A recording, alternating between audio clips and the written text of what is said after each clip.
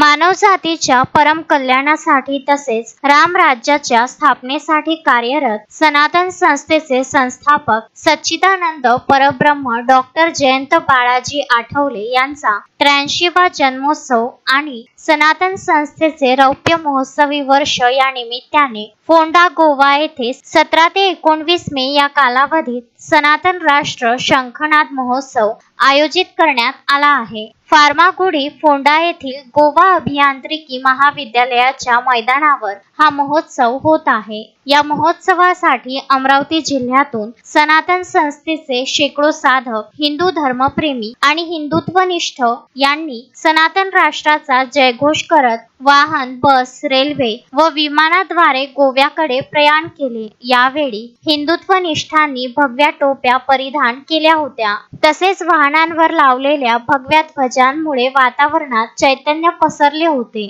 या प्रसंगी अमरावतीचे राज्यसभेतील खासदार डॉक्टर अनिल बोंडे व माजी खासदार नवनीत राणा यांनी महोत्सवासाठी सर्व साधक व हिंदुत्वनिष्ठांना शुभेच्छा दिल्या आहेत।